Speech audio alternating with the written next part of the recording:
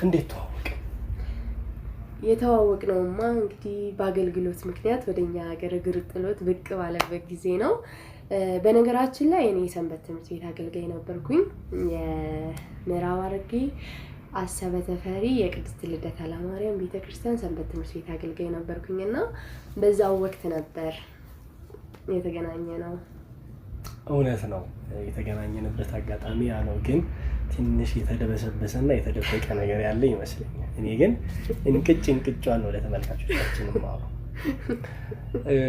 ባለቤቴ እንደነገረቻችሁ እንግዲህ ምዕራብ ሐረርጌ አሰበ ተፈሪ ጭሮ የሚባል ቦታ የቅድስት ልደታ ቤተክርስቲያን ሰንበት ተማሪ ነች እና እኔ ወደዛ አካባቢ ለአገልግሎት በሄድኩበት አጋጣሚ ባለሳሳት ቴዲ የሚባል ልጅ የሰንበት ትምህርት ቤት አባል ከእርሱ ጋር አብረው ሆነው የግጥም መድብል ሊያዘጋጁ ፕሮሰስ ላይ ነበሩና እኔ ያንን ገምግሜ እንዳይላቸው በህትመት ዙሪያ ደግሞ አንዳንድ ሰዎችን ኮንታክት ያደርጋችሁ ሰንበት ትምህርት ቤት አዳራሽ አስጠራችሁ።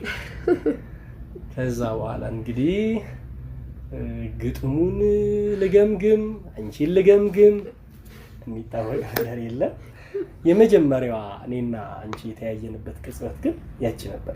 እንግዲህ ከተወራማ አይቀር ምን የኔ ጉድ ብቻ ያንተን ምን ዘርግፈው እንጂ ምን አለ ደግሞ ምንድነው የሆነው? ያው ግጥማችንን ለማሳተም ወደዚህ መጣን። ቴዲ ነበር እንደውስ ቀድሞኝ የመጣ አይደል? ወደ አዲስ አበባ? አዎ ወደ አዲስ አበባ እሱ ቀድሞኝ መጣ። ከሳምንት ቀድሞኝ መጣ። ከሳምንት በፊት ደጋግሞ ይደውልለታል አንዴም ስልክ ያነሳ። ከዛ እኔ በመጣሁበት ቀን ወዲያውኑ ነው እስቲ ደውይ ባንቺ ስልክ ደውይለት አለኝ። እንደተደወለ ከአንዳንድ ሳይጠራ በላ አነሳውና ልጁ በጣም ያዘነበት ጊዜ ነበረ። እንግዲህ